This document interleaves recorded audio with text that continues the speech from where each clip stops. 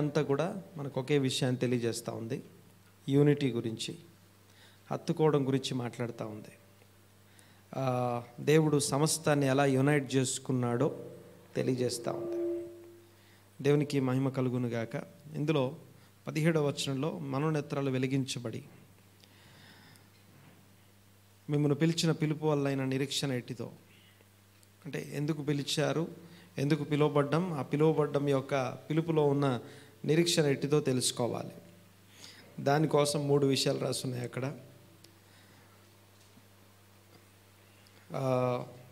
ఆ నిరీక్షణ ఎట్టిదో తెలుసుకోవడం ఒకటైతే, రెండోది పరిశుద్ధులలో స్వాస్థ్యం యొక్క మహిమైశ్వర్యం, స్వాస్థ్యం యొక్క మహిమైశ్వర్యం ఎట్టిదో తెలుసుకోవాలి. మూడోది క్రీస్తునందు ఆయన వినియోగపరిచిన బలాతిశయం. అనండి ఒకసారి మాట, క్రీస్తునందు దేవుడు వినియోగపరిచిన బలాతిశయం. సో ఈ సంవత్సరం పేరు మనందరం ముందుగా విన్నాము, సర్వశక్తిమంతుని యొక్క శ్వాస.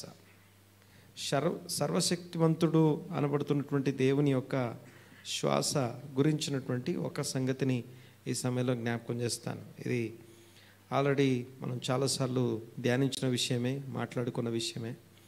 మరొకసారి రిమైండ్ చేస్తున్నాను. దేవునికి మహిమ కలుగునుగాక. బైబిల్ మొదలుపెట్టినప్పుడు ఆది యందు దేవుడు భూమి ఆకాశములను సృజించెను అని ఉంది. అప్పుడు ఏమని రాస్తుందంటే, భూమి నిరాకారముగాను శూన్యముగాను ఉండెను, చీకటి అగాధ జలముల మీద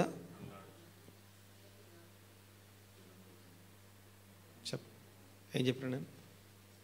చీకటి అగాధ జలముల మీద అల్లాడుతుందా? చీకటి అగాధ జలముల మీద, చీకటి అగాధ జలముల మీద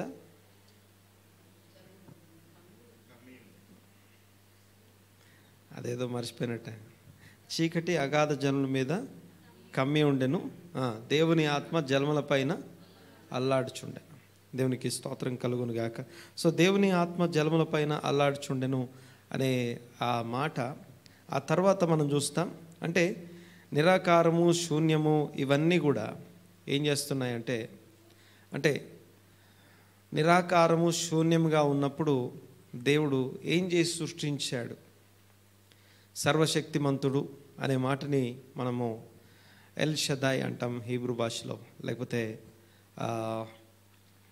ఆల్ సఫిషియంట్ గాడ్, సమస్తమునకు చాలినంత శక్తి గలవాడు అని అర్థం. ఆల్ షదాయ్ అనే మాటకి all sufficient at the same time సర్వశక్తిమంతుడు అని తెలుగులో అంటాం. అయితే దేవుని శక్తి ఎక్కడ వాడాడు అనేది ప్రశ్న. సర్వశక్తిమంతుని శ్వాస అనే మాటని తర్వాత కానీ ముందైతే సర్వశక్తిమంతుడు తన శక్తినంతా ఎక్కడ ఉపయోగించాడు అనేది ప్రశ్న. మొదటిగా భూమి నిరాకారంగా ఉన్నప్పుడు, శూన్యంగా ఉన్నప్పుడు, లేకపోతే చీకటి అగాధ జలం మీద కమ్మి ఉన్నప్పుడు, దేవుని ఆత్మ జలముల మీద అల్లాడుతూ ఉన్నప్పుడు, అంటే ఏం కనపడట్లేదు, ఒక ఆకారం లేదు, లేకపోతే శూన్యంతో నిండి ఉన్నటువంటి సమయంలో దేవుడు నా శక్తినంతా వాడానని చెప్పలేదు. అక్కడ దేవుడు తన శక్తినంతా వాడినట్టుగా లేదు. మరి ఏం చేసింది తెలుసా? సర్వశక్తిమంతుడు తన శక్తిని వాడి సృష్టించానని చెప్పట్లేదు. లేదు, కనబడలేదు, కలుగునుగాక అన్నాను, కలిగింది అంటున్నాడు. కనబడలేదు, కలుగునుగాక, okay, let there be light, వెలుగు కలుగునుగాక అనగానే సమస్తము వెలుగు కలిగిందట. ఆ తర్వాత ప్రతిదీ కూడా మామూలుగా సర్వశక్తిమంతుని శ్వాస అంటే శ్వాస ఉపయోగించకుండా మనం ఏ మాట మాట్లాడలేం. శ్వాసను ఉపయోగించకుండా మనం ఏ మాటను కూడా మాట్లాడలేం. అంటే దేవుని మాట వలన సృష్టి కలిగింది అని చెప్పబడతా ఉంది. సరే, ఆ శ్వాస గురించి తర్వాత మాట్లాడుకుందాం, కానీ ముందైతే ఈ రోజుకి మాత్రం సర్వశక్తిమంతుడు తన శక్తిని వినియోగించినటువంటి సందర్భాన్ని జ్ఞాపకం చేసుకుందాం. మొదటిగా ఏమీ కనపడట్లేదు, సృష్టి ఏది లేనప్పుడు దేవుడు ఏమన్నాడట? శక్తినంతా వాడి సృష్టించానని చెప్పట్లేదు. మనం చూస్తున్నటువంటి సృష్టి అంతా కూడా, మనం కలిగి ఉన్నటువంటి సృష్టి అంతా కూడా కలుగునుగాక అని కనబడలేదు, కలుగునుగాక అంటే కలిగిందట ఒకటి. ఆ తర్వాత నరుని బై హిస్ స్పీకింగ్ మనం చూస్తున్నటువంటి సృష్టి అంతా కలిగింది. నెంబర్ 2 బై హిస్ టచ్, ఆయన ముట్టుకుంటే నేల మంటితో నరుని నిర్మించి అని రాస్తుంది. ఆయన చేతులతో లేకపోతే ముట్టుకుంటే బై హిస్ టచ్ అంట, ఆయన ముట్టుకోవడం ద్వారా మనం కలిగాం.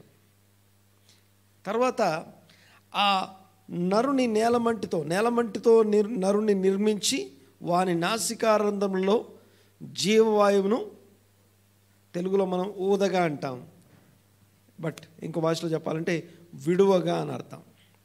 ఓకే, జీవవాయువుని ఏం చేశారట? విడవడం అంటే అర్థం ఏంటంటే నిశ్వాస అంటాం.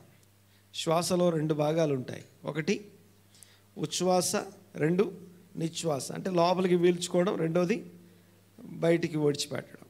అయితే దేవుని యొక్క పేరు హీబ్రూ భాషలో 4 అక్షరాలు ఉంటుంది. యూద్ హే వావ్ హే అనండి ఒకసారి.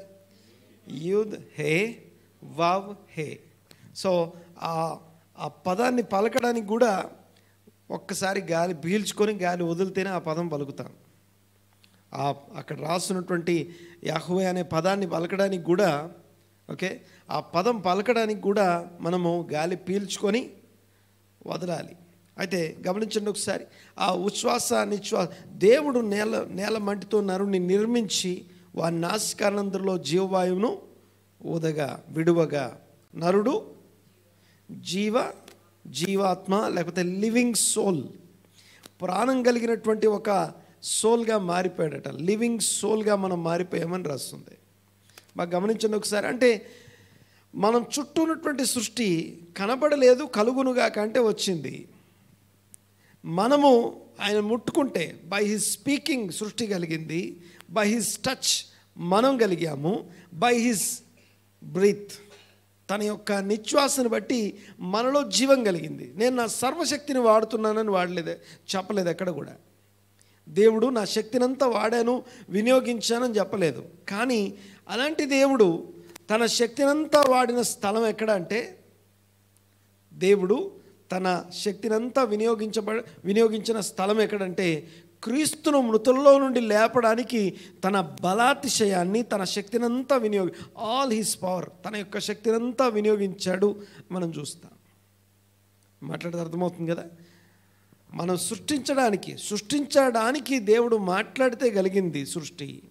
ముట్టుకుంటే మనం తయారయ్యాం, గాలి విడిస్తే మనలో జీవం కలిగింది.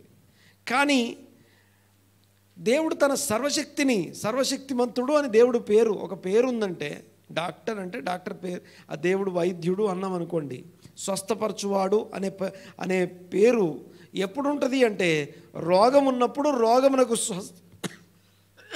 స్వస్థత అవసరమైనప్పుడు రోగమును స్వస్థపరిచేవాడుగా ఆ యొక్క స్వస్థపరిచే యెహోవాను అనే పేరు కలిగి ఉంటాడు ఆయన. ఓకే, స్వస్థపరిచే యెహోవా, స్వస్థపరిచే దేవుడు యెహోవా రాఫా అనే పేరును మనం తెలుసుకున్నాం.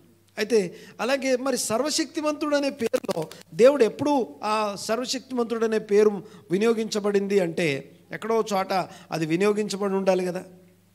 ఒక పేరు దేవునికి ఉందంటే ఆ పేరు ఎక్కడో చోట అది ఉపయోగించబడి లేకపోతే వాడుకలోనికి వచ్చి ఉండాలి కదా. దేవుడు సర్వశక్తిమంతుడు తన సర్వశక్తిని ఎక్కడ వినియోగించాడంటే, మన విమోచన కొరకు దేవుడు సర్వశక్తిని వినియోగించాడు. బాగా వినాలి ఒకసారి. నేను సృష్టించడానికి మనం చుట్టూ ఉన్నటువంటి సృష్టి కలగడానికి మాట్లాడితే కలిగింది, ముట్టుకుంటే మనం కలిగాం, శ్వాస విడిస్తే జీవం వచ్చింది. అయితే మనము అపరాధముల చేత పాపముల చేత దోషముల చేత చచ్చి సమాధి చేయబడి ఎండిపోయిన ఎముకల్లాగా ఉన్నటువంటి మనల్ని అక్కడి నుంచి తిరిగి లేవనెత్తడానికి దేవుడు తన సర్వశక్తిని వాడాడట. దేవుడు తన సర్వశక్తిని వాడింది ఎక్కడంటే, క్రీస్తు పునరుత్థానంలో. క్రీస్తును లేపడం అంత కష్టమా? క్రీస్తును తిరిగి లేపడం అంత కష్టమా అంటే, క్రీస్తును మాత్రం లేపట్లేదు, ఈ మాట చూడండి ఒకసారి, ఈ మాట చదువుదాం ఒకసారి. రోమీయులకు రాసిన పత్రిక 6వ అధ్యాయం 5వ వచనం. రోమీయులకు రాసిన పత్రిక 6వ అధ్యాయం 5వ వచనం. మరియు ఆయన మరణం యొక్క సాదృశ్యమందు ఆయనతో ఐక్యం గలవారమైన ఎడల ఆయన పునరుద్ధానము యొక్క సాదృశ్యమందును ఆయనతో ఐక్యము గలవారమై ఉందుము. ఎస్, మరొకసారి, ఆయన మరణం యొక్క సాదృశ్యంలో ఐక్యము అనగా హత్తుకొని, లేకపోతే ఆ మరణము నాది అని నమ్మేవాళ్ళు, మరణము నాది అని నమ్మేవాళ్ళు. దేవునికి స్తోత్రం కలుగును గాక. మరణం యొక్క సాదృశ్యమందు ఐక్యత. ఎవరి మరణం అది? ఎవరి మరణం అది? క్రీస్తు మరణం. ఆయన మరణము మన పాపములకు పరిహారమై ఉన్నది. By his death our sins are forgiven. ఆయన సిలువ బలియాగా అర్పణ ఏదైతే ఉందో, ఆయన అర్పణగా అర్పించబడ్డ by his sacrifice, by his sacrificial death ఏదైతే ఉందో, ఆ మరణం ఏదైతే ఉందో, ఆ మరణములో మన యొక్క పాపముల పరిహారం ఉంది. ఆయన మాటతో సృష్టి కలిగింది, ఆయన శ్వాసతో ఆయన ముట్టుకుంటే మన రూపం కలిగింది, ఆయన శ్వాస విడిస్తే మనలో జీవం కలిగింది. అపరాధముల చేత పాపముల చేత చచ్చిన మనము, చనిపోయిన స్థితిలో ఉన్నటువంటి మనల్ని తిరిగి విమోచించడం కోసం ఆయన బై హిస్ డెత్, ఆయన మరణము ద్వారా మన పాపములకు, ఆయన మరణము సాక్రిఫిషియల్ డెత్ ద్వారా మన యొక్క పాపములు పరిహరించబడ్డాయి. మన పాపములు, దోషములు పరిహరించబడ్డాయి. అంతేకాదు, అలా మరణము యొక్క సాదృశ్యంలోనికి, బాగా వినాలి ఒకసారి ఈ మాట, క్రీస్తు మన కోసం మరణించుట, క్రీస్తు మనకు బదులు మరణించుట కాదు. కానీ మరొకసారి ఈ మాట జాగ్రత్తగా గుర్తుపెట్టుకోవాలి. ఈ బేసిక్ విషయాలు ఎవ్రీ టైం మన మైండ్లో ఎప్పుడూ కూడా స్థిరంగా ఉంచుకోవాల్సినటువంటి ఆ యొక్క మూల సూత్రాలు ఇవి. గుర్తుపెట్టుకోండి ఒకసారి. క్రీస్తు నా కోసము, నాకు బదులు కాదు, నేను క్రీస్తుతో కూడా మరణించాను అనండి ఒకసారి అన్నమాట. అంటే క్రీస్తు మరణంలోనికి మనం ఐక్యతలోనికి వెళ్తున్నాం. అంటే క్రీస్తు నా కొరకు మరణించడం కాదు, నేను క్రీస్తుతో కూడా మరణించాను. అంటే క్రీస్తు సిలువ వేయబడుతున్నప్పుడు క్రీస్తు మరణంలో, ఆ మరణముతో మరణం యొక్క సాదృశ్యంలో ఐక్యత కలిగి ఉండాలి. మరణం యొక్క సాదృశ్యంలో ఏం చేయాలండి? ఐక్యత కలిగి ఉండాలి. మరణం యొక్క సాదృశ్యమందు మనం ఐక్యత గలవారమైన ఎడల, దేవుడు ఎక్కడైతే తన సర్వశక్తిని, తన బలాతిశయమును, తన యొక్క శక్తిని అంతా, ఆల్ హిస్ పవర్స్ అంతా వినియోగించి క్రీస్తును మృతుల్లో నుండి లేపాడని రాస్తుందో, ఎవరైతే క్రీస్తు యొక్క మరణం యొక్క సాదృశ్యంలో ఐక్యము గలవారై ఉంటారో వారు ఆ పక్షమందు ఆయన పునరుత్థానంలో కూడా సాదృశ్యము కలవారమై ఉన్నాం. అంటే నిన్ను నన్ను విమోచించడం కోసం, నిన్ను నన్ను నీతిమంతులుగా తీర్చడం కోసం ఆయన పునరుత్థానం అవసరం. ఆయన పునరుత్థానం కోసం దేవుడు ఏం చేశాడట? సర్వశక్తిమంతుడు అనే తన నామాన్ని, లేకపోతే సర్వశక్తిమంతుడు అనే తన సర్వశక్తిని వినియోగించాడు. అందరం ఒక్కసారి ఆమేన్ అందం గట్టిగా. దేవునికి మహిమ కలుగునుగాక. సో ఆ సర్వశక్తిమంతుని యొక్క విమోచన కార్యంలో మనం ఎలా విమోచించబడ్డామో, ఎంత శక్తి నీ కొరకు నా కొరకు వినియోగించబడిందో మనకు తెలిసి ఉండాలి. అయితే ఈ సమయంలో మనకు instruction, so what I have to do, మనమేం చేయాలి? ఈ వాక్యం చెప్తా ఉంది ఎఫెసీ పత్రిక 2వ అధ్యాయం 17వ వచనంలో, మనోనేత్రాలు వెలిగించబడాలి అని రాస్తుంది. అనండి ఒకసారి మాట, కొంచెం గట్టిగా అన్నమాట. మనోనేత్రాలు వెలిగించబడడం అంటే అర్థం ఏంటి?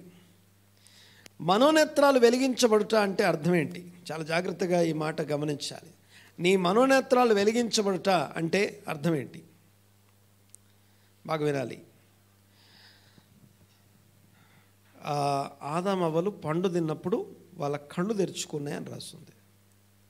కళ్ళు తెరుచుకోవడం అంటే అంతకుముందు గుడ్డి వాళ్ళని కదా, ఆ తర్వాత బాగా చూస్తున్నారని అర్థం కాదు. పర్టికులర్గా నేను నీకు ఏదన్నా ఒక విషయాన్ని రివీల్ చేస్తే, ఒక విషయాన్ని బోధపడేలాగా అర్థమయ్యేటట్టు చెప్తే, అప్పుడు అంటారు మీరు నా కళ్ళు తెరిపించారు. అంటే అప్పటిదాకా కళ్ళు మూసుకున్నాయని కాదుగా, ఆ విషయంలో మూసుకున్నాయి అని అర్థం. ఆ విషయంలో నా కళ్ళు తెరుచుకున్నాను అని అర్థం.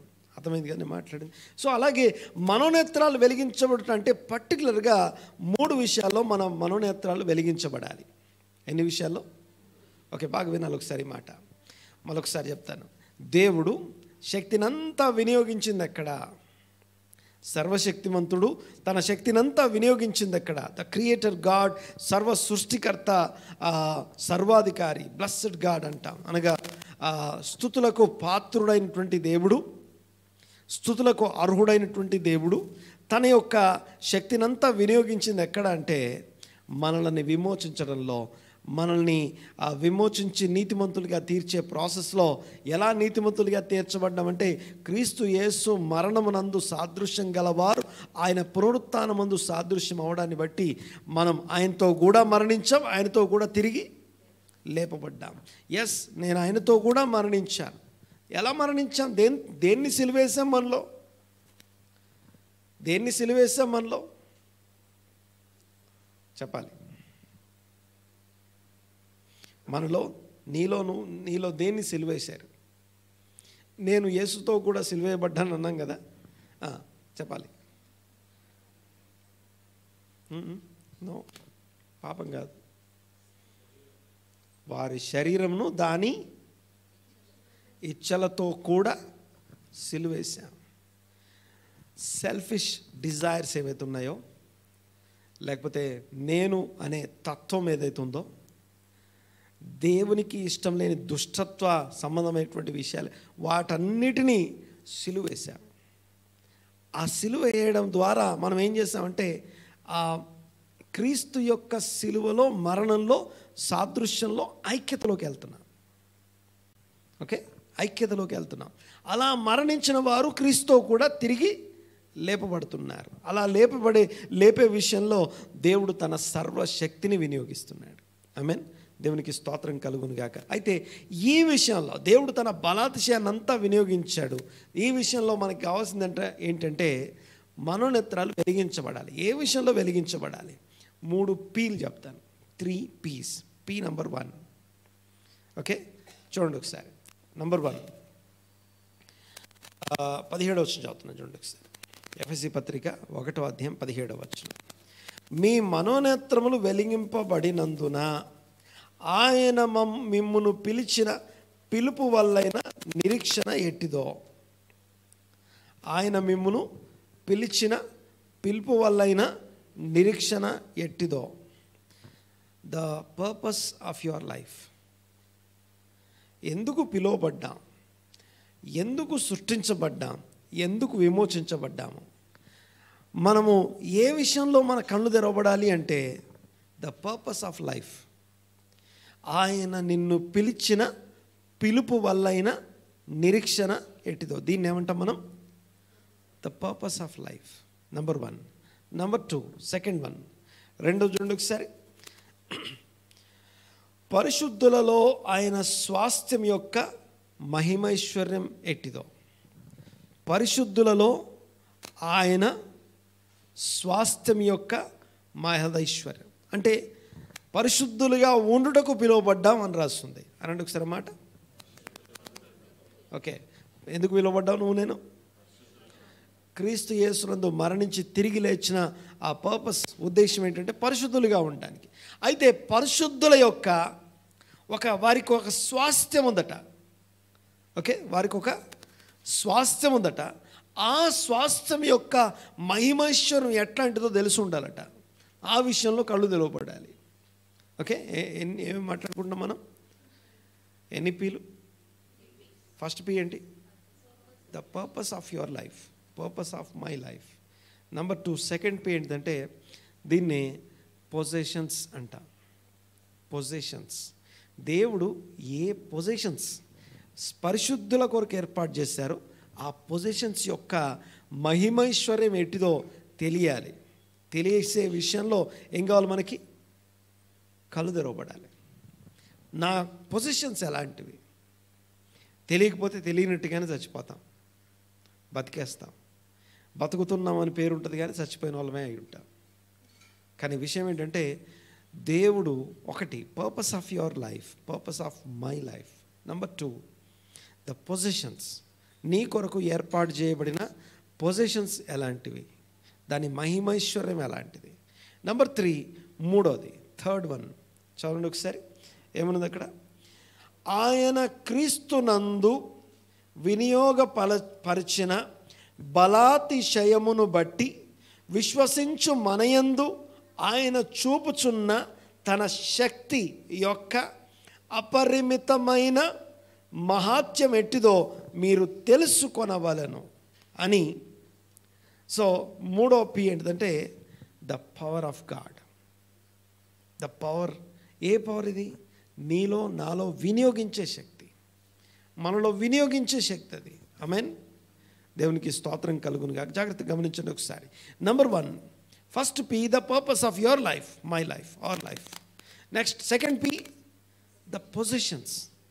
మన కోసం, పరిశుద్ధుల కోసం దేవుడు ఎలాంటి స్వాస్థ్యాన్ని సిద్ధపరిచాడు, ఆ స్వాస్థ్యం యొక్క మహిమైశ్వర్యం ఎలాంటిది అంటే, ఏ పర్పస్ కొరకు పిలువబడ్డాము ఒకటైతే, ఆ పర్పస్లోకి పిలువబడ్డ వారి కోసం ఏ పొజిషన్స్ ఉన్నాయి,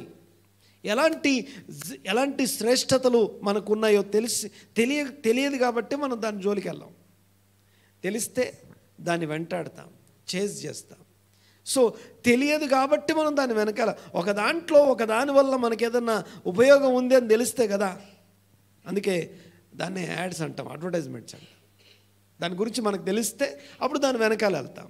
సో విషయం ఏంటంటే, దాని గురించి తెలియడం కోసం కళ్ళు, మనోనేత్రాలు వెలిగించబడాలి.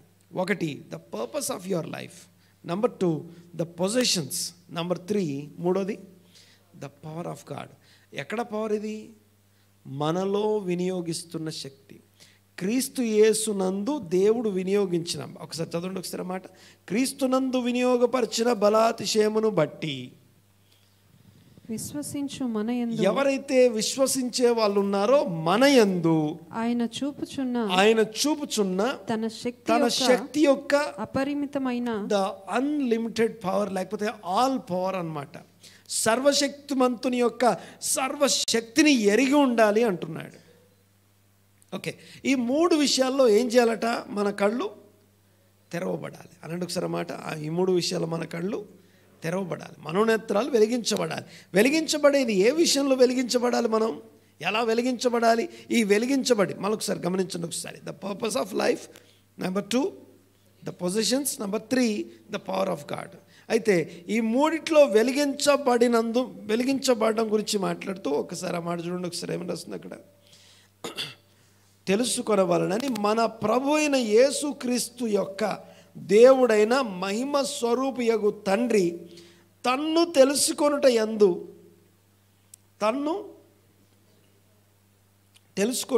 మీకు జ్ఞానమును ప్రత్యక్షతయు గల మనస్సు అనుగ్రహించున్నట్లు నేను నా ప్రార్థనల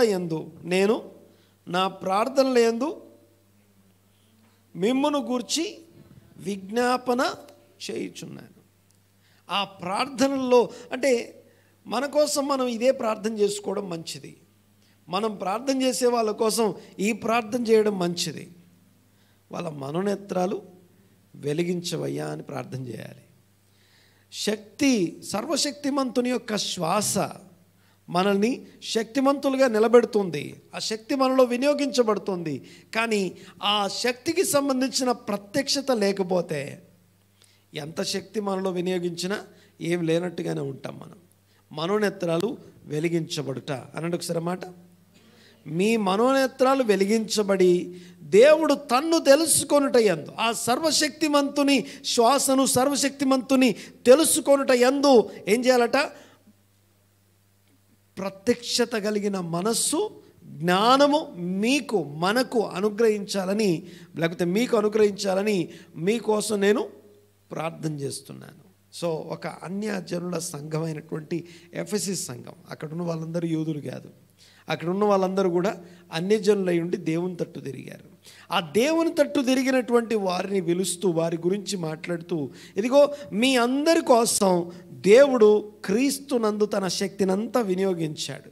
మిమ్మల్ని పిలుచుకున్నాడు, పరిశుద్ధులుగా ఉండడానికి మిమ్మల్ని పిలుచుకున్నాడు. ఆ పిలుపు వల్ల నిరీక్షణ ఏంటిదో, నిరీక్షణ ఎలాంటిదో, the purpose of your spiritual life and your life, the purpose of your life ఒకటి. రెండోది ద పొజిషన్స్, నీకు ఎలాంటి ఆ పొజిషన్స్ ఇవ్వబడ్డాయో తెలిసి ఉండడం. మూడోది ద పవర్ ఆఫ్ గాడ్, ఆ దేవుని యొక్క శక్తి యొక్క ప్రత్యక్షత ఎరిగి ఉండడం. దేవునికి మహిమ కలుగును కాక. హల్లెలూయ, హల్లెలూయ. దేవునికి స్తోత్రం. ఏం కావాలి మనకు? ఏది తక్కువైంది అని అడిగితే కళ్ళు తెరవబడి ప్రత్యక్షత కలిగి ఉండడమే. ఇది లేకపోవడమే పెద్ద సమస్య. దేవుడు తన శక్తిని వాడుతున్నాడట. నువ్వు ఎంత గొప్ప పవర్ సోర్స్కి కనెక్ట్ అయి ఉన్నావో, మనము ఎంత గొప్ప పవర్ సోర్స్కి కనెక్ట్ అయి ఉన్నామో తెలియకపోవడమే పెద్ద సమస్య. ఆ తెలియనంతసేపు తెలియకుండానే బ్రతికేస్తాం. ఓకే, బాగా వినండి ఒకసారి. ఆ పవర్ సోర్స్కి, ఎంత గొప్ప పవర్ సోర్స్కి మనం కనెక్ట్ అయి ఉన్నామో దాన్ని తెలియక, ప్రత్యక్షత లేకపోతే మనోనేత్రాలు వెలిగించబడకపోవట, అవగాహన లేని కారణం చేత మనం నశించిపోతాం. అలాగే తెలియకనే నశిస్తాం. అయితే ఏం కావాలి మనకంటే, దేవా నా కళ్ళు తెరువు నాయనా. ఒకానొక సందర్భాన్ని మీకు జ్ఞాపకం చేస్తాను. ఎలీషా దగ్గరికి గెహాజీ వచ్చాడు. ఎలీషా ప్రవక్త దగ్గరికి కొండ మీదకి ఆ గెహాజీ వచ్చి చెప్తూ ఉన్నాడు, ఇదిగో సిరియనులు సైన్యం వస్తూ ఉంది, ఒక గొప్ప సైన్యం మన మీదకి వస్తూ ఉంది అని టెన్షన్ పడిపోతున్నాడు. ఎవరు? ఆయన శిష్యుడు అయినటువంటి గెహాజీ. ఎవరి శిష్యుడు? ఎలీషా శిష్యుడు. గెహాజీ టెన్షన్ పడుతున్నాడు. అయ్యా మనం నశించిపోతామేమో, గొప్ప సైన్యం మన మీదకి వస్తుంది అన్నప్పుడు అప్పుడు ఎలీషా ఏం చేశాడు తెలుసా? చెప్పండి. వీని కన్నులు తెరవమని ప్రార్థన చేశాడు. ఎవరి కళ్ళు? గెహాజీ కళ్ళు తెరవమని ప్రార్థన చేస్తే దేవుడు వాని కన్నులు తెరిస్తే ఏం కనపడిందట? ఆ చుట్టూ అగ్ని రథాలతో నింపబడిందట. ఆమేన్. మీలో ఉన్నవాడు లోకములో ఉన్నవానికన్నా గొప్పవాడు. ఆ గొప్పవాడు ఎంత గొప్పవాడో, ఎంత గొప్ప పవర్ సోర్స్కి మనం కనెక్ట్ అయి ఉన్నామో తెలియకపోవడమే పెద్ద సమస్య. ఆ తెలియని కారణం చేతనే మనం టెన్షన్ పడుతూ ఉంటాం. నువ్వు ఎంత పవర్ సోర్స్కి కనెక్ట్ అయి ఉన్నావో, ఎంత ఉన్నతమైనటువంటి శక్తి కలిగినటువంటి దేవుని విమోచన కార్యంలో భాగమై ఉన్నావో, దేవుని ప్రణాళికలో నువ్వు ఎంత గొప్ప భాగం పోషిస్తున్నావో, లేకపోతే అంతేకాకుండా దేవుని కృపలో మన కొరకు ఎంత కృప దాచబడిందో, ఎంత దేవుని ప్రేమ వాత్సల్యత మన గురించి ఉందో తెలియకపోవడమే పెద్ద సమస్య. ఈరోజు నేను ఒక విషయాన్ని జ్ఞాపకం చేస్తున్నాను. ఈ ఎల్ షదాయ్ యొక్క నిష్మత, ఎల్ షదాయ్ లేకపోతే ఆ సర్వశక్తివంతుని శ్వాస అనే ఈ సంవత్సరంలో మనం ఏదైనా అనుభవించాలి అంటే, మనం దాన్ని ఏదైనా పొందుకోవాలంటే ముందు కావాల్సింది ప్రత్యక్షత కావాలి. అనగా నా మనోనేత్రాలు వెలిగించబడి, దేవా నేను ఎంత గొప్ప సోర్స్కి కనెక్ట్ అయి ఉన్నానో ఈరోజు నాకు బయలుపరచండి. ప్రార్థన చేయండి. అదే ప్రార్థన మన వ్యక్తిగత ప్రార్థనలో దాన్ని జ్ఞాపకం చేసుకోవడం చాలా అవసరం.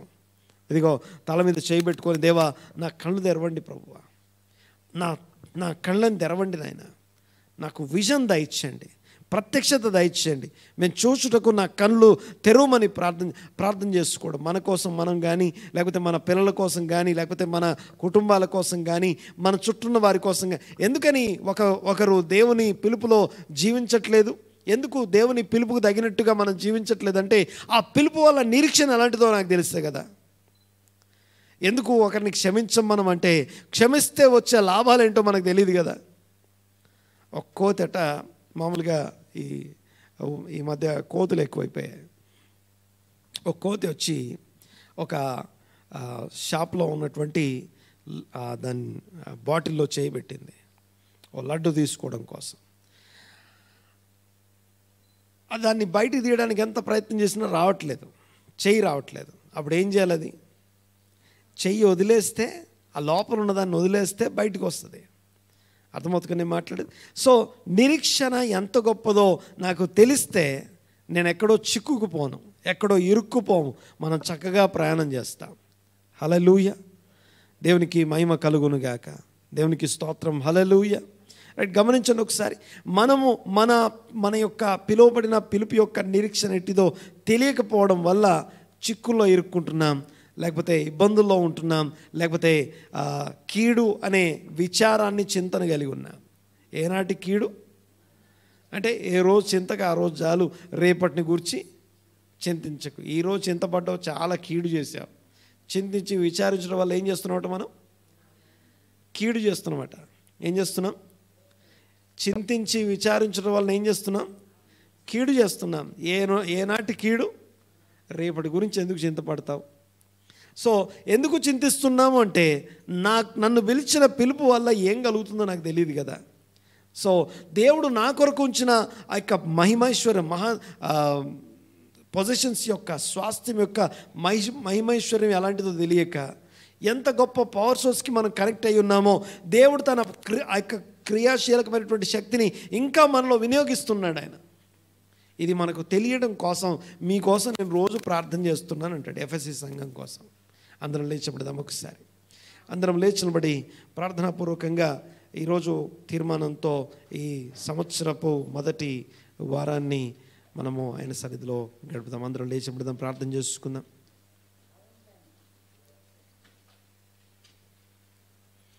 తలలు వంచి కళ్ళు మూసుకుందాం ఒక్కసారి. మా పరమ తండ్రి, మీకు వందనాలు, స్తోత్రం నాయన. మీ కుడి చేయిని మీ తల మీద పెట్టండి. కళ్ళు మూసుకోండి. తల మీద చేయబెట్టి తలలు వంచి కళ్ళు మూసుకోండి. దేవా స్తోత్రం, స్తోత్రం, స్తోత్రం నాయన, మీకు వందనాలు. సర్వాధికారి, సర్వశక్తిమంతుడా, సర్వోన్నతుడా, సర్వమును ఏలుచున్నవాడా, మీకు వందనాలు.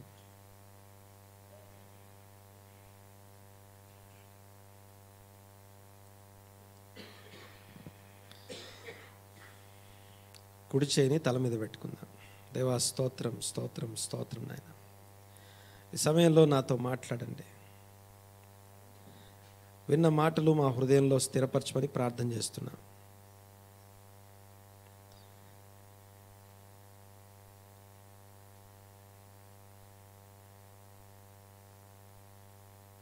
ప్రార్థన చేద్దాం, అడుగుదాం, దేవుని అడుగుదాం. దేవా నాకు మనోనేత్రాలు వెలిగించండి. తల మీద చేయబెట్టుకో.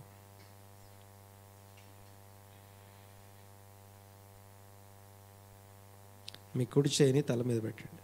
ప్రార్థన చేద్దాం.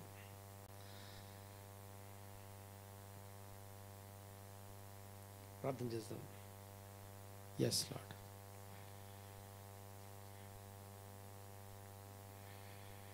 వందనాలు, వందనాలు, స్తుతులు, స్తోత్రం నాయన. ఘనత, మహిమ, ప్రభావం మీకే ఆరోపిస్తున్నాను. మీ బిడ్డలమైనటువంటి మాకు ఇదిగో మనోనేత్రాలు వెలిగించండి ప్రభువా. నా గురించి మీరు ఎలాంటి ఆలోచనలు కలిగి ఉన్నారో, ఏ పిలుపును నాకు ఇచ్చారో, ఆ పిలుపుకు తగినట్టు జీవించడానికి అవసరమైన ఆ పిలుపు వల్ల నిరీక్షణ ఎంత గొప్పదో మాకు తెలియజేయమని ప్రార్థన చేస్తున్నాను. ఇదిగో నిరీక్షణ, ఆశ మాలో కలుగ చేయండి. దాన్ని తెలుసుకోవడానికి కృప దయచేయండి ప్రభువా. ఎంత ఆశపడుతూ బ్రతకాలో, ఎంత విశ్వాసంతో, నిరీక్షణతో బ్రతకాలో మాకు బోధపరచండి నాయన. ఆత్మీయంగా మేము చేసే మా ఆత్మీయ స్పిరిచువల్ ప్రాక్టీసెస్ ఏవైతున్నాయో అవి మాకెంత దీవెనకరమైనవో వాటిని గ్రహించుటకు మా మనోనేత్రాలు వెలిగించండి ప్రభువా. సంఘం యొక్క మనోనేత్రాలు వెలిగించబడునుగాక. మా కొరకు మీరు ఏర్పాటు చేసిన ఇదిగో స్వాస్థ్యం యొక్క మహిమైశ్వర్యం ఎంత గొప్పదో ఎరుగుటకు ఇదిగో ఈరోజు మాకు మనోనేత్రాలు వెలిగించండి. ఈ సర్వీస్ని దీవించి ప్రభు ఆశీర్వదించిన ఆయన. ఈ చుట్టుపక్కల ప్రాంతాల్లో ఎంతమంది అయితే ఇదిగో వాక్యం కొరకు, పరిచర్య కొరకు, సహవాసం కొరకు ఎదురు చూస్తున్నారో వారందరూ మీ తట్టు నడిపించబడినట్లు ఈ సమయంలో విజ్ఞాపన చేస్తూ ఉన్నాం. మీ కృప కొరకు ప్రార్థన చేస్తూ ఉన్నాం. మేము సాక్షులమై ఉందుముగాక. స్తోత్రం నాయన, మీకు వందనాలు. నజరేయుడైన యేసుక్రీస్తు నామమున మా యందు మీరు వినియోగపరుస్తున్న శక్తిని బట్టి మీకు వందనాలు. శక్తి యొక్క అపరిమితత్వాన్ని బట్టి మీకు వందనాలు, స్తోత్రం నాయన. మీ అన్లిమిటెడ్ పవర్ని బట్టి, సర్వశక్తిని బట్టి స్తోత్రం. మీ సర్వశక్తిని మాలో వినియోగపరుస్తున్నందుకు మీకు వందనాలు. మేము శక్తిహీనులము, బలహీనులము కాదు. సర్వశక్తిమంతుని యొక్క హస్తాల్లో, ఆయన బలిష్టమైన చేతుల క్రింద దీన మనస్కులమై, ఆయన బలిష్టమైన చేతుల్లో ఇదిగో శక్తివంతమైన పాత్రలమై ఉన్నామని, శక్తివంతమైనటువంటి ఇదిగో రాజ్య పనిముట్లమై ఉన్నామని, ఇదిగో రాజ్యానికి సంబంధించిన సువార్త పత్రికలమై ఉన్నామని ఈ సమయంలో మాకు జ్ఞాపకం చేయండి, బాధపరచండి, ఎరుగుటకు కృప దయచేయండి. మా సాక్ష్యము, మా వ్యక్తిగత సాక్ష్యం, మా జీవితము, మా ఆత్మీయ జీవితం ఎంత ప్రాముఖ్యమైందో తెలుసుకోవడానికి మా కళ్ళు తెరవమని ప్రార్థన చేస్తున్నాం. మీ నామమునకే మహిమ ప్రభావం ఆరోపిస్తున్నాం నాయన. నాతో పాటు ఏకీపించిన మీ బిడ్డలందరి కోసం ప్రార్థన చేస్తున్నాను. దీవించి ఆశీర్వదించి స్థిరపరచండి. మీ నామము మా అందరి ద్వారా సన్నుతించబడునుగాక. ప్రార్థన చేయండి ఒకసారి. నీకోసం నువ్వు ప్రార్థన చేసుకో, నీకోసం నువ్వే ప్రార్థన చేసుకో. నా మనోనేత్రాలు వెలిగించు ప్రభువా, నా కళ్ళు తెరిపించు నాయనా. నేను ఎట్లా జీవించాలో, నేను ఎలా జీవిస్తే నీకు ఇష్టమో, ఎలా జీవించడం కోసం నన్ను పిలుచుకున్నారో, ఎంత ఉన్నత ఉద్దేశాలు నా గురించి కలిగి ఉన్నారో అవి తెలుసుకోవడానికి కృప దయచేయి. ఎంత శక్తిని మాలో వినియోగిస్తున్నారో, ఎంత పవర్ సోర్స్ మాలో ఉందో ఇదిగో మేము గ్రహించుటకు మా మనస్సు తెరవండి ప్రభువా. మమ్మల్ని విశాలపరచండి, ఆలోచనలు విశాలపరచండి, కళ్ళు తెరవండి ప్రభువా.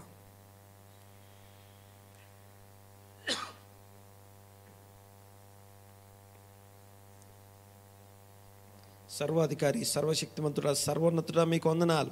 సమస్తమైన ఘనత, మహిమ, ప్రభావం మీకే ఆరోపిస్తూ ఏకీవించిన మీ బిడ్డ అందరినీ ఎదిగో నేను ప్రభు ఈ సమయంలో ఎత్తిపడుతున్నాం. దీవించండి, ఆశీర్వదించండి. మీ సన్నిధిలో మీ బిడ్డలను స్థిరపరచమని ప్రార్థన చేస్తున్నానైనా.